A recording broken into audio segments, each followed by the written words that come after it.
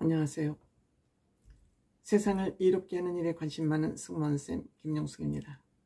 TV조선 예능 아빠하고 나하고 굉장히 세상을 이롭게 하는 예능 프로그램이라고 생각됩니다. 최근 대한민국에서 가장 행복한 아빠를 꼽으라 그러면 백일섭 씨를 꼽아야 될 것 같습니다. 이 백일섭 씨의 딸과의 여행을 보면서 저는 그런 확신이 들었습니다. 물론 백일섭 씨가 이렇게 행복한 사람으로 거듭나기까지는 백일섭 씨의 사위의 역할이 지대했던 것으로 생각이 듭니다. 섬세하고 꼼꼼하고 주변을 살피는 그 자상함, 참 훌륭한 사위를 얻었다, 이렇게 평가할 수 있을 것 같습니다. 그에 못지않게 딸 지은 씨, 정말 훌륭한 딸입니다. 아름다운 딸입니다. 우아한 딸입니다. 격조 높은 딸입니다. 저는 이렇게 평가해도 부족함이 없다고 생각됩니다. 백일섭 씨가 이 딸 가족하고 고향 여수로 여행을 떠납니다. 딸 가족들은 자동차로 내려왔고, 왜 내려가서 이제 또 차로 이동할 일이 많으니까 자동차를 가지고 겸사겸사 여행을 왔고, 아버지는 기차를 타고 여수역에 내렸습니다. 역에서 이 두 가족은 조우를 했습니다. 여수역에서 만나자 할아버지가 시아 그러면서 할아버지를 부르고 반깁니다. 사위는 여지없이 시합 장인의 가방을 들어줍니다. 그리고 여수 멋있다, 가족여행을 오니까 너무너무 좋다.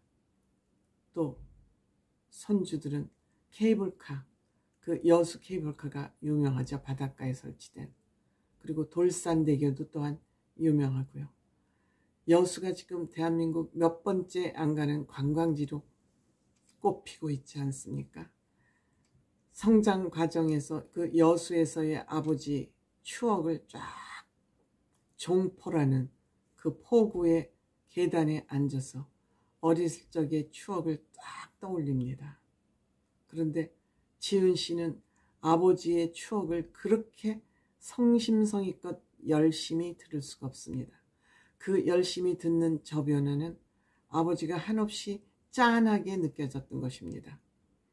할아버지, 즉 지은 씨 할아버지 백일섭 씨의 아버지는 무역선을 타고 일본을 오가면서 여기에서는 수산물을 싣고 가고 거기에서는 공산품을 갖고 와서 하는 무역선을 했기 때문에 조금 여유는 있었을 것 같아요.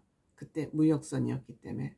그럼에도 불구하고 백일섭 씨는 외로울 수밖에 없는, 아버님이 바람기가 많아서 어머니가 여러 분 계셨다고 그러지 않습니까? 그런 만큼 백일섭 씨는 그 어린 시절이 쓸쓸할 수밖에 없었던 거죠. 그러니까 그 포구가, 종포가 아버지에게는 놀이터였던 거죠. 낚시도 아빠한테 배우고, 그때 이제 신발을 잊어버린 기억이 있어서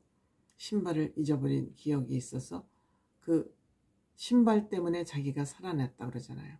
엄마가 본인을 업고 자살을 하러 놀러 들어가는데 신발이 벗겨져서 엄마 내 신발 하는 바람에 신발 때문에 본인이 죽지 않고 살 수 있었다는, 그래서 지금도 신발에 대한 애착이 크다 그럽니다. 얼마나 슬픈 추억인지 눈물이 날 만한 추억이죠. 또 지은 씨는 조근조근 아빠에게, 그때의 아빠의 감성, 추억을 이끌어내기 위해서 정말 이야기꾼으로서, 아버지의 얘기를 꺼낼 수 있는 이야기꾼으로서의 그 역할을, 이야기꾼 뭐라 그럴까요? 연출자로서 훌륭한 역할을 거기서 해내고 있었습니다.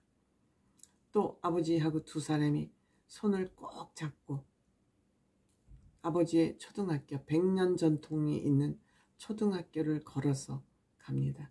손을 꼭 잡고 가는 모습이 그렇게 다정해 보일 수가 없죠. 성적표를 보러 갔는데 공부를 찍살나게 못해가지고 보나 마나. 그런데 이제 학교에 가서 50년에 입학을 했다고 합니다. 6.25 나는 해에 말하자면 입학을 한 것이죠. 그런데 6.25는 조금 외곽 지역에, 지방의 외곽 지역에 대해서 50년에 입학을 했어도 그냥 학업에는 큰 지장이 없었던 것 같습니다. 6.25 전쟁 얘기를 안 꺼내는 거 보니까. 근데 정말 역사라는 것이 그렇게 중요하구나. 그 성적표가, 생활기록부가 그대로 남아 있습니다. 그대로 남아 있습니다. 그런데 생년월일도 다르고 그냥 부모님이 챙겨주지 않으니까 본인이 가서 부르는 대로 거기에 적혀 있답니다. 본인 기억이 정확하지 않은 그대로. 그리고 선생님이 아이들한테 물어서 그 학생기록부를 기록을 하다 보니까 실제 부모는 서울에 계시고 지금 계모하고 살고 있다. 어린 백일섭 씨니까 선생님이 물어보는 대로 답했겠죠. 또 아버지는 무역선 선장이시고, 그리고 그때만 해도 학교 선생님들이 학생들을 차별하는 것을 밥 먹듯 했습니다. 일 삼았습니다. 지금처럼 학생들이 선생님을 괴롭히고 말도 안 되는 시절이죠.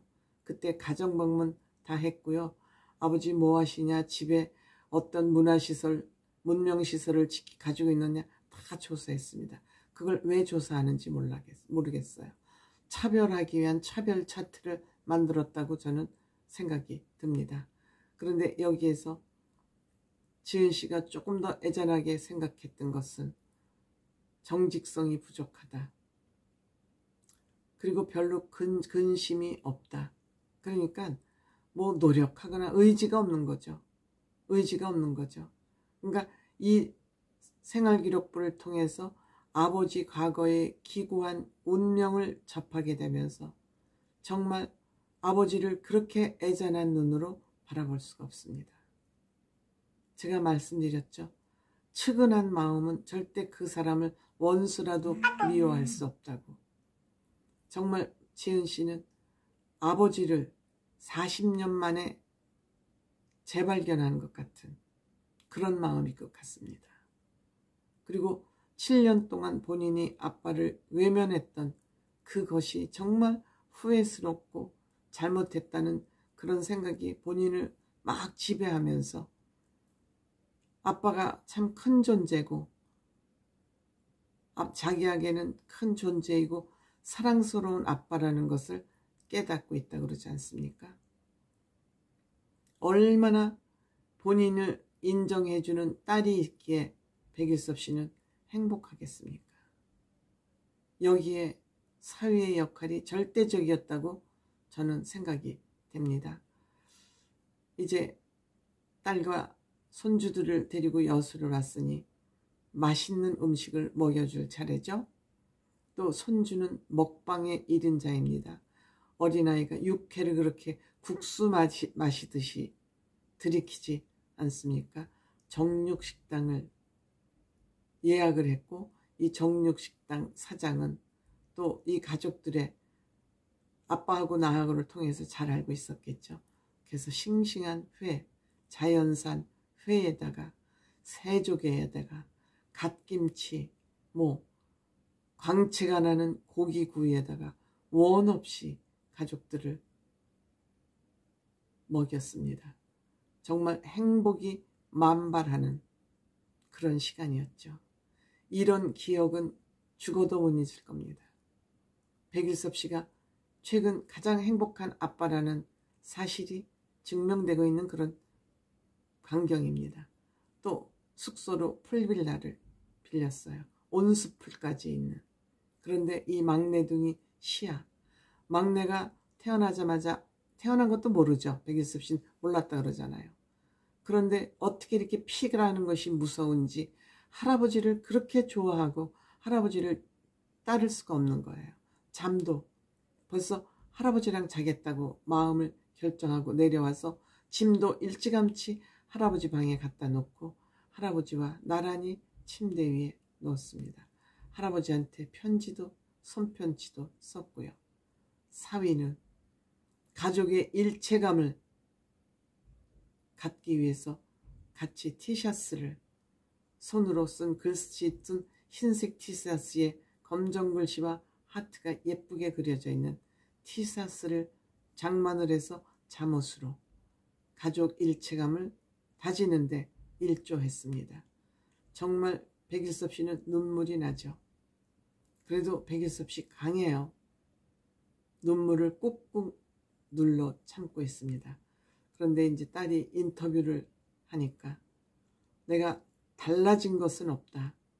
근데 내 마음을 감추고 있었고 새로 가지고 있었던 것을 발견을 못했던 것 같고, 그리고 내가 참았던 것 같다. 내 본심을 참고 보여주지 않았던 것 같다. 달라진 게 뭐 있느냐. 있는 그대로의 모습을 내가 보려는 그런 노력이 부족했던 것 같다는 여기에 후회 섞인 말까지 담아냈습니다. 이 모습을 본 아버지, 쟤는 말도 잘해. 말도 잘하는 게 아니라 생각이 깊기 때문에 말을 잘할 수 있는 거 아닐까요?